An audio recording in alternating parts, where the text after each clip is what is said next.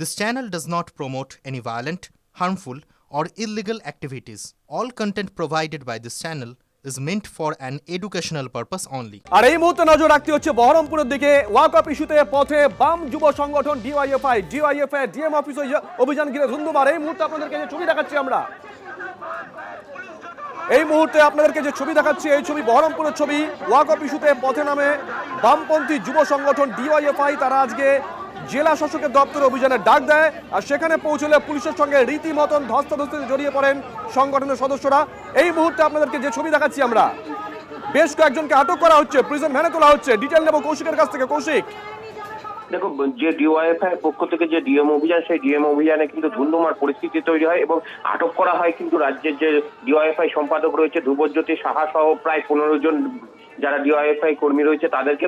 আজ দুপুরে কিন্তু মুর্শিদাবাদের পূর্ণাঙ্গ বিশ্ববিদ্যালয়ের দাবি এবং ওয়াকফের যে নতুন আইন, সেই আইন প্রত্যাহারের দাবিতে ডিওয়াইএফআই এর পক্ষ থেকে একটি মিছিল সংগঠিত হয় এবং সেই মিছিল যখন ডিএম অফিসের উদ্দেশ্যে রওনা দিয়েছিল, সেই মুহূর্তে রবীন্দ্র সদন এলাকায় কিন্তু সেই মিছিল পুলিশ বিশাল ব্যারিকেড দিয়ে আটকায়। প্রথম ব্যারিকেড ভেঙে কিন্তু তারা চলে আসে। প্রথম ব্যারিকেড ভাঙার পরেই কিন্তু ধ্রুবজ্যোতি সাহা সহ অন্যান্য ডিওয়াইএফআই কর্মীদেরকে আটক করে পুলিশ এবং এর পরবর্তীতে কিন্তু যে বিশাল ব্যারিকেড, সেই বিশাল ব্যারিকেডও ভাঙার চেষ্টা করে এবং এখনো পর্যন্ত কিন্তু আটক রয়েছে প্রায় 15 জন ডিওয়াইএফআই কর্মী। এবং এই ঘটনাকে কেন্দ্র করে ধুন্ধুমার পরিস্থিতি তৈরি হয় এবং পুলিশের সঙ্গে কিন্তু ব্যাপক পরিমাণে ধস্তাধস্তি পর্যন্ত হয় এবং ডিওএফআই কর্মীরা কিন্তু সেই দ্বিতীয় ব্যারিকেড যেটি ছিল সেটিও ভাঙার চেষ্টা করে। শুভজিৎ, নজর রাখো।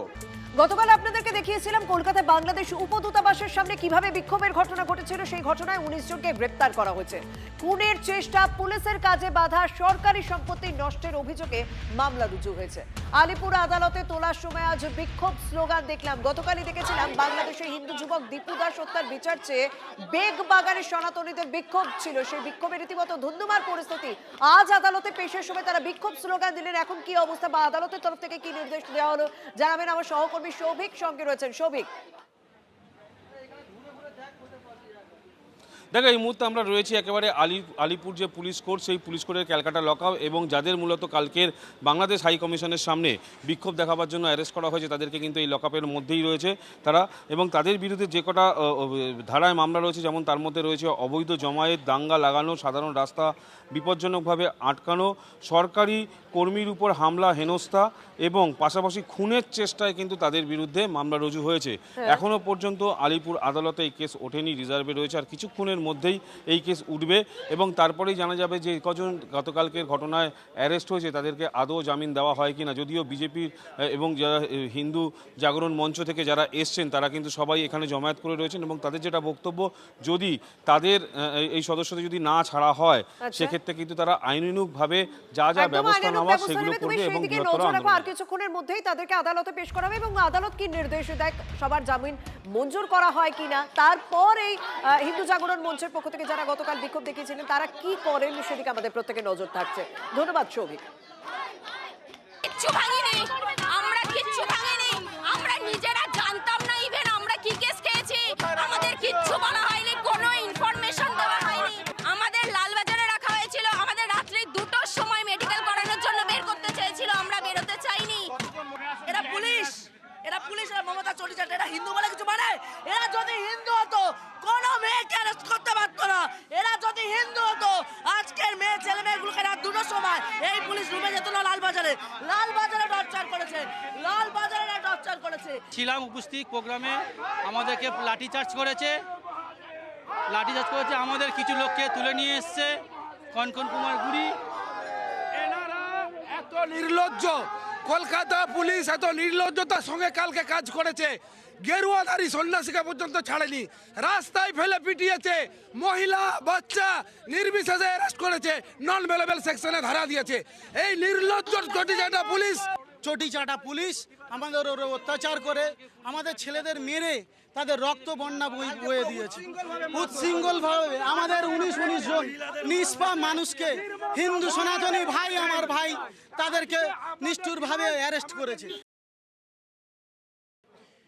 এতেই বোঝা যাচ্ছে যে শেষের দিকে এগোচ্ছে বর্তমান সরকার। সাধু সন্তদের গায়ে হাত পড়েছে, তার মানে কি বোঝা যাচ্ছে? সাধু সন্তদের রক্ত ঝরেছে পথে। আমরা চুপচাপ যেরকম হয় সেই নিয়েই আমরা প্রতিবাদ করেছিলাম। কোনো রকম কোনো সরকারি এমনকি কোনো রকম কিচ্ছুতে টাচ করা হয়নি। ভিডিও ফুটেজ আছে, দেখাতে পারলে আমি নিজে এই বস্ত্র ছেড়ে দেবো। পিপিলিকার পাখা ওড়ে মরিবার তরে, আমরা সাধু সন্তরা বসে আছি সেই পাখা কাটিবার তরে। এবার যেভাবে সেটা করতে হয় সেইটাই করবো আমরা।